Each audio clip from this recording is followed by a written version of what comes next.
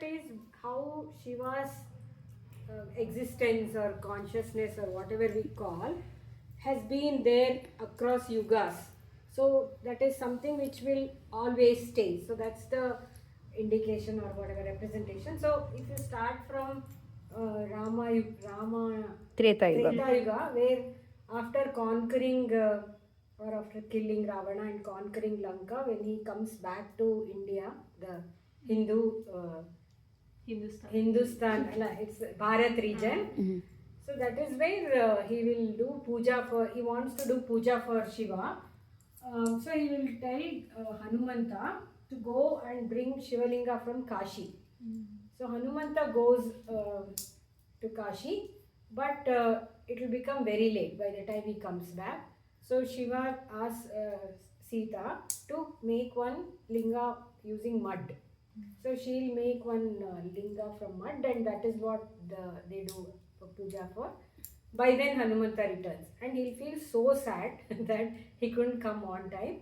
Then Rama will say, don't worry, from now on whoever visits Rameshwara will continue to do puja for both the lingas. So even today in Rameshwara you can see like one linga in the front and one at the back. So the one, both are, always they do puja for both. So that is how, Shiva's presence we can see in Treta Yuga. Then coming to Dwapara Yuga, in the whole Mahabharata, the most powerful weapon what Arjuna carried was Pashupatastra.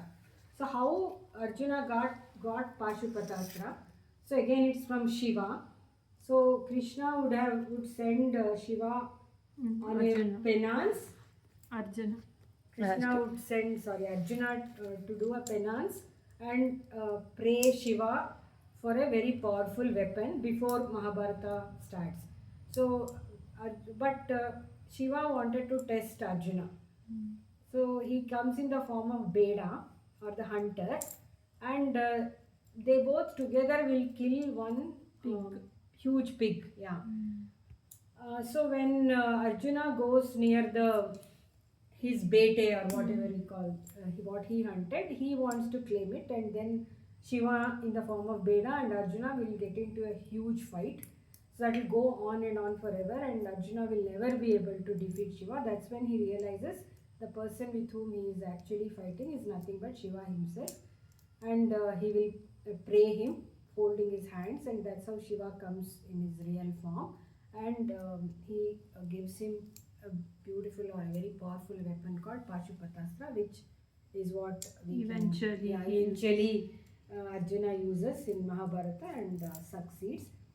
And that is what happens in Dwapara Yuga. Again in Kali Yuga, we have actually come across many stories of many bhaktas of Shiva, and one who is very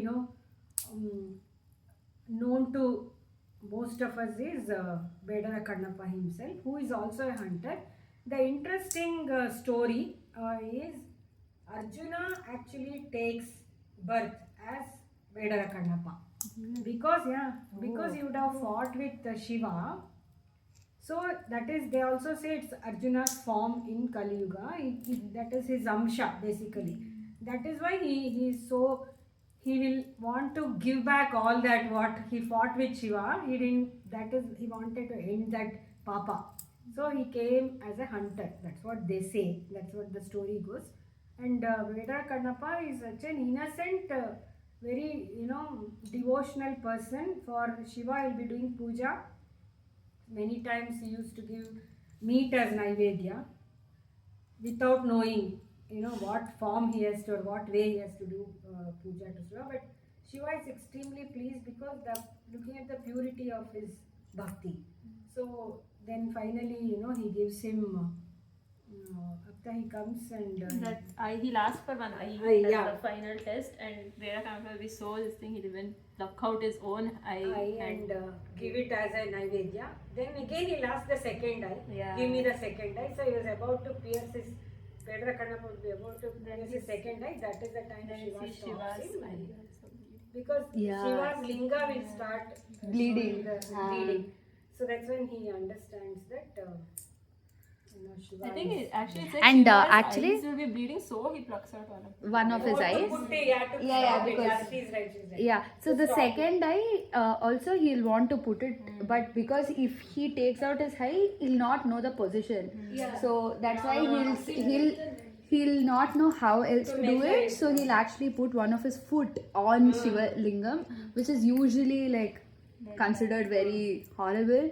But he puts his leg to mark that position and plucks out his second eye.